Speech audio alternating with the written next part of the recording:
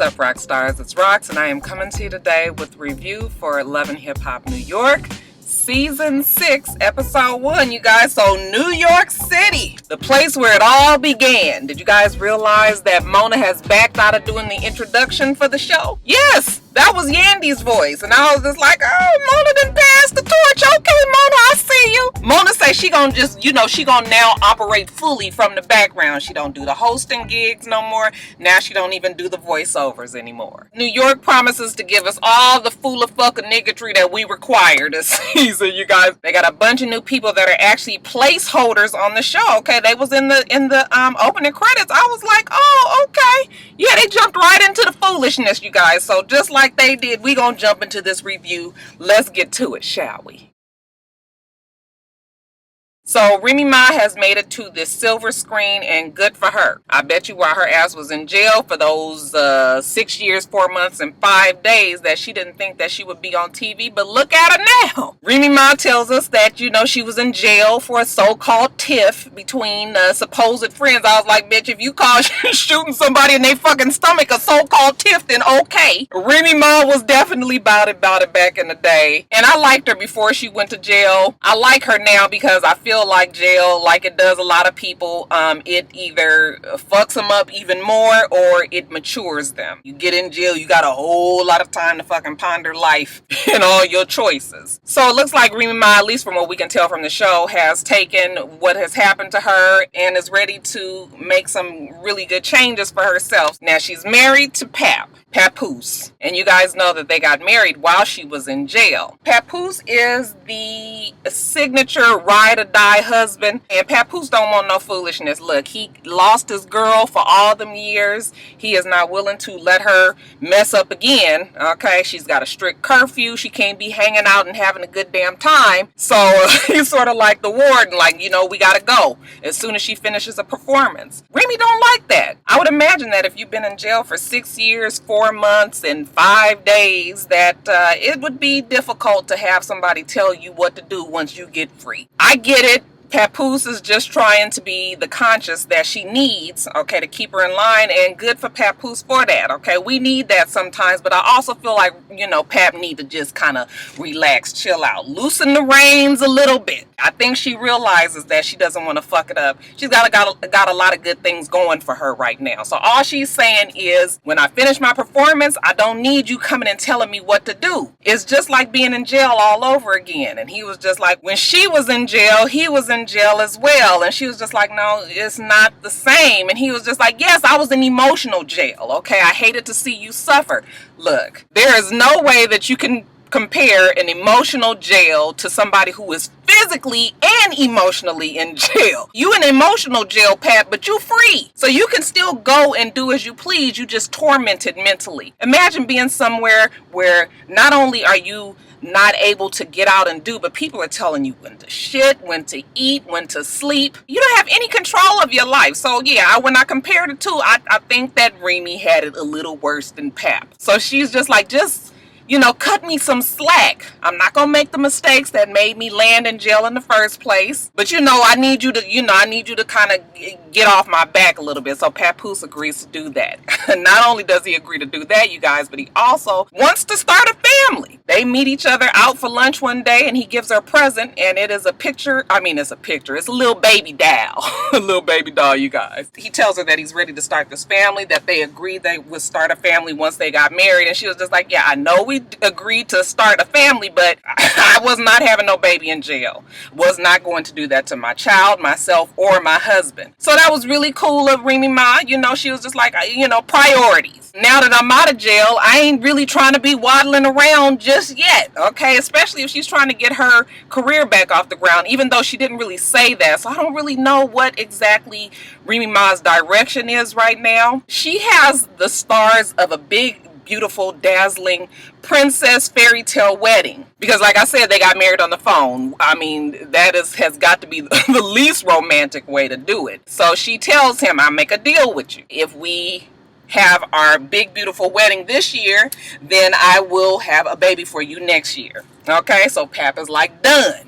Okay, Pap get on the phone, okay, and he lines up some New Jersey castle. Very beautiful place. He takes her out there. She's excited. She's squealy. She loves him so much. You know, Papoose just wants to make his girl happy, okay? He just wants to live the happily ever after that they've been dreaming about for these damn 6 years, 4 months, and 5 days in jail. And rumor has it that they're getting married actually day after tomorrow on Thursday. So, you know, if that is true, congratulations to the two of them. I'm sure that it'll probably be on Love and Hip Hop New York. And like I said, you guys, I'm just glad for Remy Ma that she's on this show and that, you know, some shit has turned around for her. I really, really hope that I continue to like her. You guys know what these damn reality shows can do to people. I hope that she stay the same. Okay, even like Pap, niggas' eyes is too big for his head.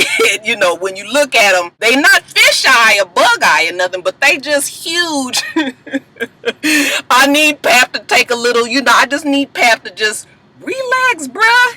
Your girl is there. She ain't going nowhere.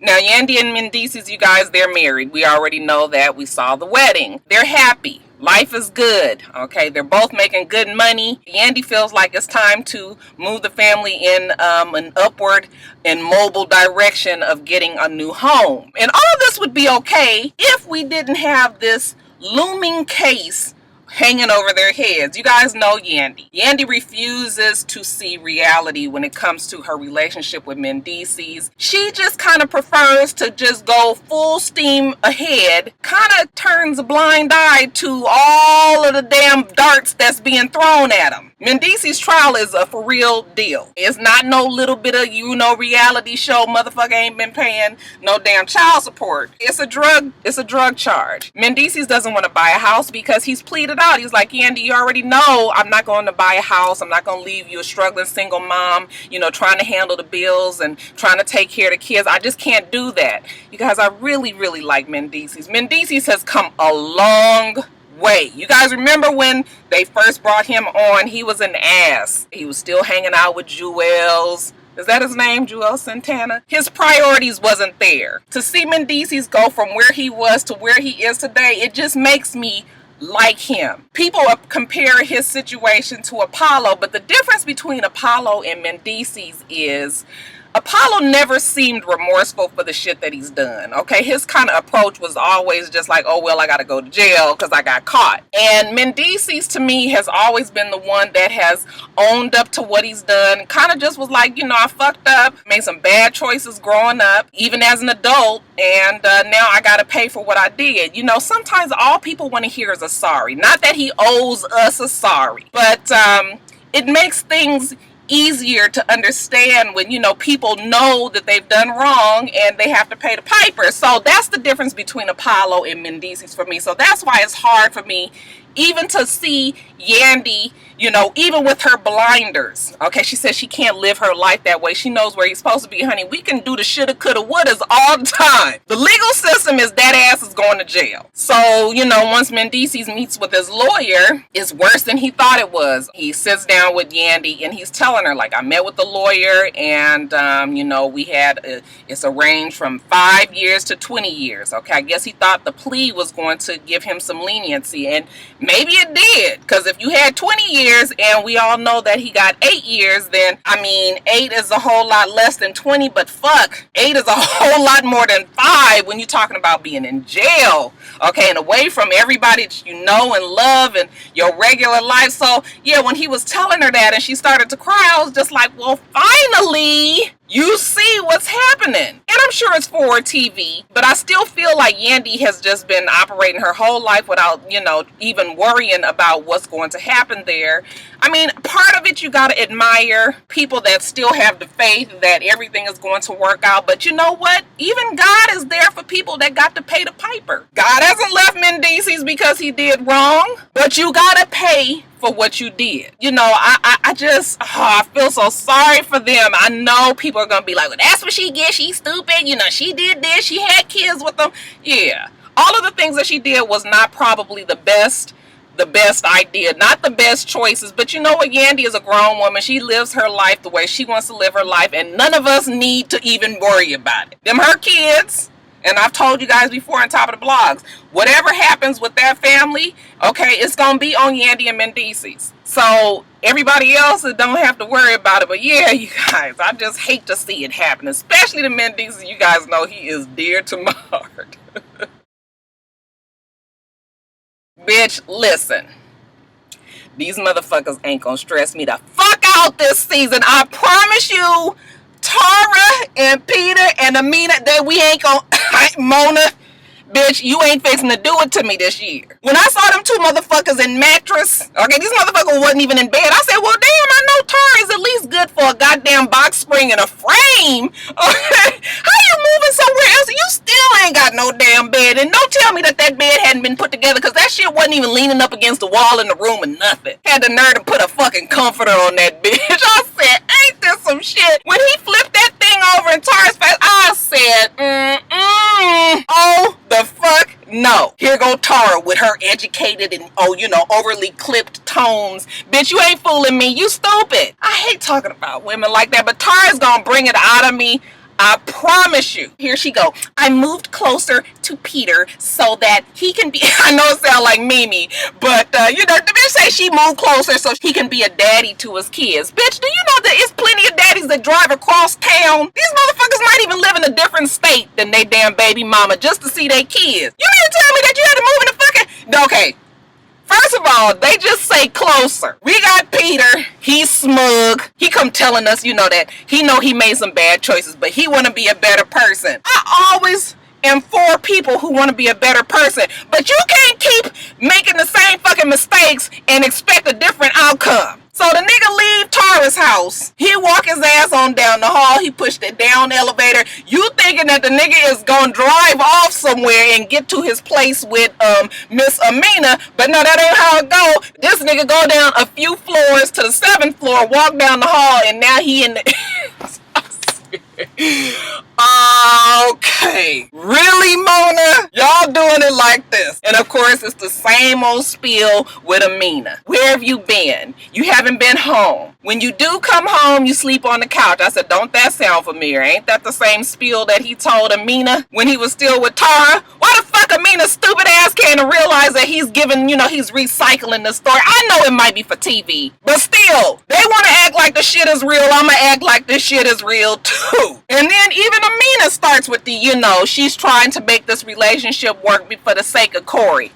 Bitch, you guys ain't gonna use these damn kids. Okay, everything is about what these kids, how the kids gonna be with they fuck them kids. Y'all ain't thinking about them damn kids. It's about what Amina wants and what Tara wants, which is to be with Peter. I swear for God, I don't know what is shooting out his dick. It's got to be golden platinum juices. It's some liquefied, greatness. It is something that makes these bitches crazy. And you ain't gonna do it to me.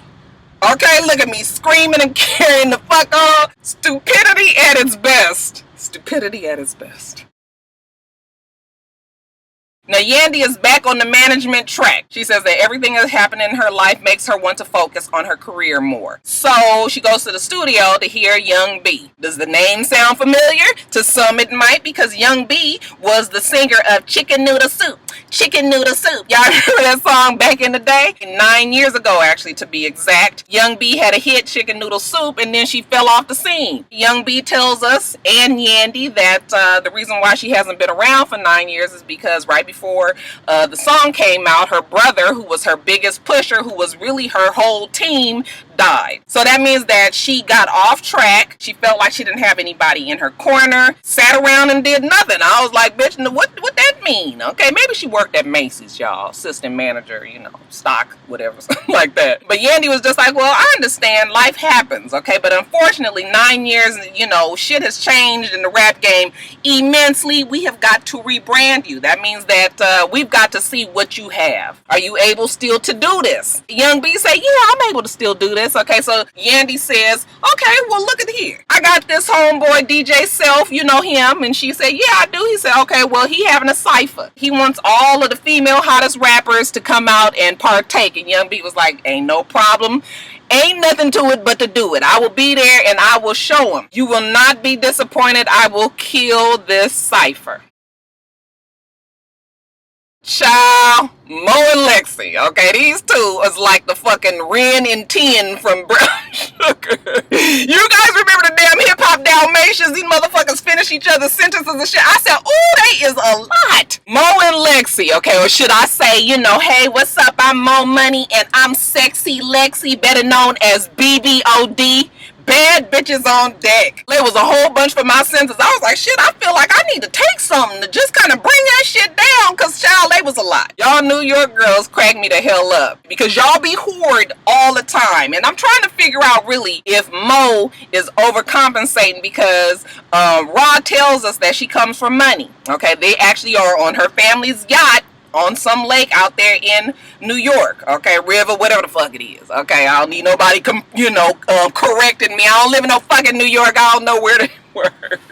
Anyway, so I'm trying to figure out if she's trying to act hoard to overcompensate, coming, being this rich girl, trying to make it in Harlem, as a rapper and everything. Okay, she even tells us that, they taking over Harlem, so y'all better get ready. Lexi tells us that they've been on the scene for some time and they've been through manager after manager after manager. Now they're gonna try Rod, see what she can do for them. But you know what? They ain't here for no bullshit now, Rod. You best be getting your work on and getting us some damn gigs. Rod says, yeah, I'm gonna do what I need to do for you guys. I done set you guys up with DJ Self Cipher. It's gonna be all of the hottest female rappers in New York, and I just need you bitches to be appreciative and y'all come out there and do what you need to do and represent for me. I was just like, what kind of meeting is this where you call your people bitches and you tell them what they need to do and they telling you that you don't need to be working for nobody? I was just like, oh, okay. And they was like, okay, well, fine, who all gonna be there, And Rod Lee was just like, well, Young B gonna be there and Mariah Lynn gonna be there, and they was just like, oh, not Young B. Evidently, Mo Money Mo, she done had a run-in with Miss Young B back in 2010 or some shit, okay? She said that Young B tried to get it popping and hit the bitch in the head with a club. I said, with a fucking club, bitch? She wasn't trying to get it popping. She was trying to kill your motherfucker. Oh, gut ass bitch. Shit. So, Mo had to go to the hospital and get 15 stitches. So now Mo really got some shit to prove. So they tell Rod all of this, and Rod was just like, I don't need you motherfuckers to get out there and act no damn fool. Okay, this is for y'all to showcase your talents. And the girls was just like, look, whatever happened, happened. Okay, that's the best I can do for your ass. I was just like, yeah, like I said, y'all, Mo and Lexi, okay, the 2016 hip hop Dalmatians, honey, they gonna be a fucking lot.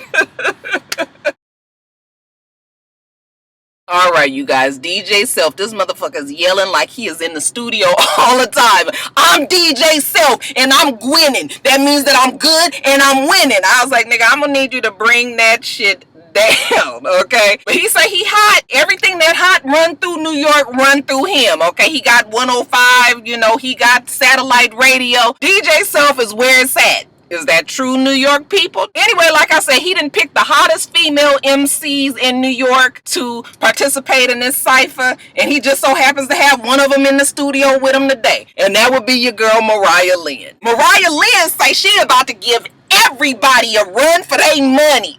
Okay, and for you guys not to let the fly exterior fool you, I said, Mariah, baby, the fly exterior is not fooling us. Mariah say she came far from the gutter, y'all. Okay, so not too far. Let me stop. Mariah was in the foster care system. She said she worked hard to get where she is today. So okay, Mariah, how about you give us a little bit of them bars that you say you could do so well? More money, I want your money. I want more money, I want your money. Once upon a time, not long ago, I was a hoe, and I'm admitting it. I said, what the bitch, no the fuck you not fixing to sit up here and on my TV and insult my senses like this. Mona, is you serious? You done brought this bitch on this TV with this goddamn mess? Look, y'all, if Mona keep up with this shit, y'all got permission to fuck that bitch up on site next time. I said, okay, all right, Mariah. Mariah says, you know what, I'm about to do this damn cipher with DJ Self, and y'all might as well call her Mrs. Claus because she about to slay them bitches. Okay.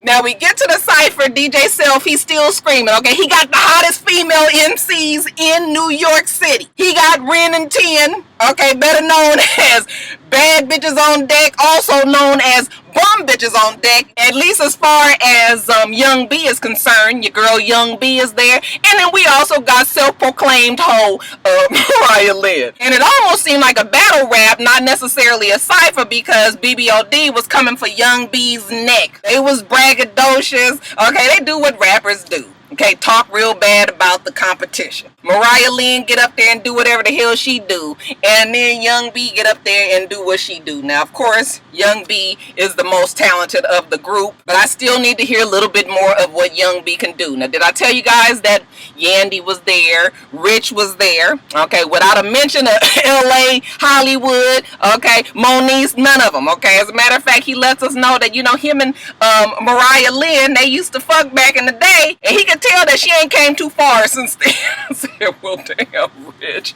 We also have Ra there, okay? Everybody is trying to protect their interests, see where they people can go. Yandy is very impressed with what Young B did. Ra, I guess she's happy with what BBOD did. Okay, and when it's over, it's still a little bit of talking back and forth between the girls. Ain't nobody even thinking about Mariah Lynn. It's definitely between BBOD and Young B, okay? And then they sit the girls down where they sit Mo Money Mo and Young B down because they want them to fight. I mean, it was absolutely no reason for them girls to sit down and talk. Okay, hey, niece, or whatever she called her. Not niece, what she called daughter. Young B was just like, why are you over here? This whole conversation is stupid. And of course, they start arguing. You a bum, bitch. Get out of my face before I put 15 more stitches in your fucking head. Bitch, you live in the projects. Bitch, you got a Hirachis. Just stupid. Like, what the fuck are you know? Mo spits at her. B was like, honey, if she would have spit on me, then she would have had 15 more stitches. I was just like, yeah. Now, see, Mona, I guess we had to start it off with a bang. It's for something that was floating so heavily on the night.